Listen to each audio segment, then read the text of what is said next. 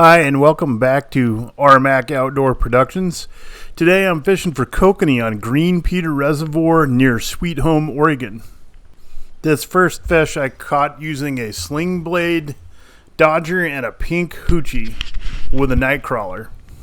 I had a 2-ounce banana-style trolling weight and was marking fish in about 35 feet of water with a total depth of 150 feet of water. I let out about 100 feet of line to make sure that my offering got to the proper depth.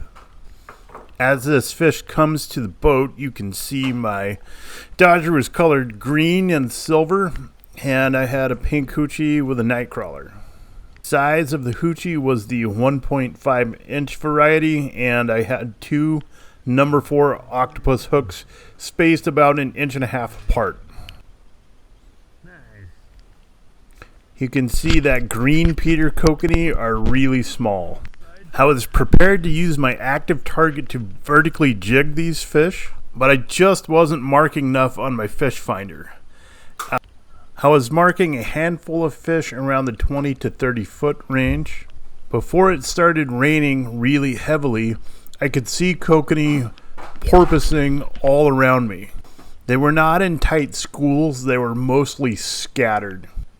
I did try casting several jigs at them and hooked up a few times, but could not land the fish due to them being really small. I then tried flatlining my dodgers and hoochies, and that seemed to be a little bit too shallow. The lightest trolling weight I had was 3/8 of an ounce. Seemed to go a little bit too deep. So I came up with an interesting solution. Kokanee are very boat shy, so I could not run my gear shallow enough to be effectively fishing without spooking the fish. I decided to run my offering 20 feet and then add a planer board and run the planer board an additional 50 to 75 feet. Planer boards in West Coast fishing are very rare. When I first started using planer boards, I didn't realize the best way to set your rod holder in the rod holder was to set the rod holder facing almost straight up. That way you pick up the slack line off the water and your line goes right to the planer board.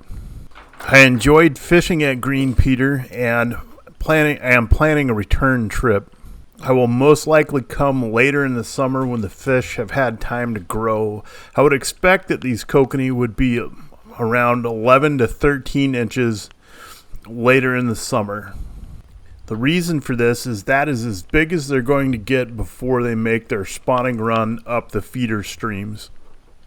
Green Peter has a generous limit of 25 fish. I think it's very possible to catch that many per person in an outing. On this particular outing, I wish that I had a few more people with me so I could have 2 to 4 more rods in the water. The reason for that is if you hook one kokanee, if you have another line close to that rod, you usually get a second kokanee. So each time you pick up a fish, you actually pick up maybe 2 or 3. The surface temperature was 46 degrees, which is pretty cold. It also means that the lake hadn't stratified yet, so there was no thermocline, which means the kokanee were near the surface. Kokanee eat a plankton called daphnia, or commonly known as water fleas. Daphnia eat algae. During the day, most daphnia go to a depth of 50 or 60 feet or more. At nighttime, they return to close to the surface. On cloudy days, such as today, or days with heavy rain, they remain near the surface. So then the kokanee also remain near the surface. This diurnal movement by the daphnia is a direct adaptation to fish predation. I would like to talk a little bit about kokanee themselves. Kokanee are landlocked sockeye salmon. They get the name sockeye because they have an abnormally large eye compared to the rest of their body. The reason they have this large eye is in their ocean phase, they are looking for krill in the ocean and need extremely good eyesight. The landlocked version, kokanee, need extremely good eyesight to eat the plankton out of lakes, the daphnia I was just talking about.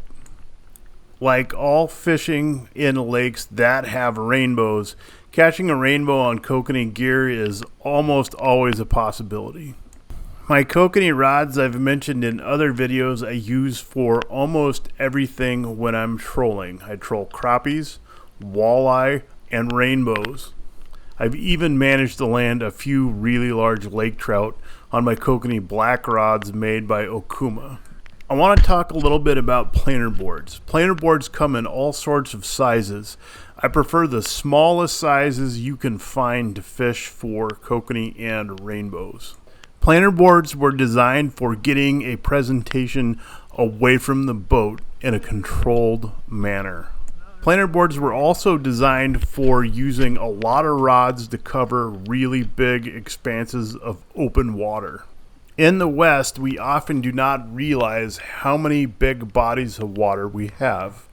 We don't have the Great Lakes per se, but we have really big reservoirs. This reservoir has over 10 miles of shoreline just in this arm that I'm fishing, is around 37,000 total acres. Trying to cover that amount of water efficiently requires special tools and special gear. I will have a future planer board episode where I use more than 2 planer boards, up to 6, and I will discuss more on how to use this tactic. Until next time, thanks for watching and tight lines.